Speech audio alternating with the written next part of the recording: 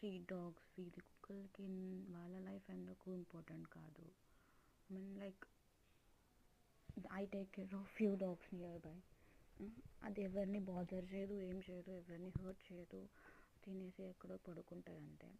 కానీ చదువుకున్న మనుషులు ఇలాగా విత్ దే నెగ్లిజెన్సీ వాళ్ళు అలా చంపేస్తున్నారు. ఆ వీడియోలో ఒక ఆయన లైక్ మా ఇంటి దగ్గరలోని ఆ డాగ్ సైడ్లోనే పడుకుంటుంది. It's like 6 months dog.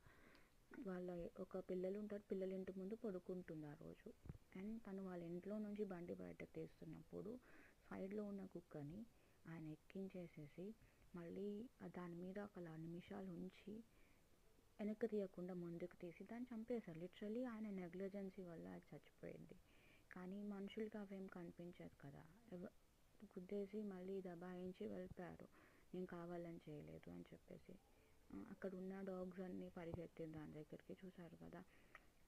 ఇప్పుడు నేను చనిపోయిన దాన్ని అది చనిపోయినప్పుడు ఎవరు పట్టించుకోలేదు. అంటే వాళ్ళు పైగా బండి గుద్దిన ఆయన డాక్టర్ అంట, వాళ్ళకి గిల్టీ లేదు, ఏం లేదు. కుక్క ప్రాణం వాళ్ళకి ఎవరికి లెక్క లేదు, ఓకే.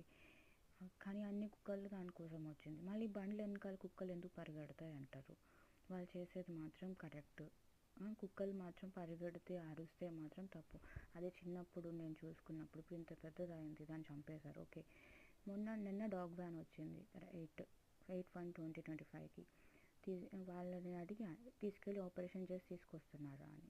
దానికోసం కూడా నేను అది అడగడానికి వెళ్ళినందుకు కూడా అక్కడ నియర్ బై ఉన్న డాక్టర్ ఆయన రివర్స్గా మాట్లాడుతున్నారు. మనుషులు అక్కడ కాలనీ హెడ్ అరుస్తున్నారు, కుక్కలు అరుస్తున్నాయి, మాకు రాత్రి నిద్ర ఉండదు, అది ఇది అని చెప్పేసి.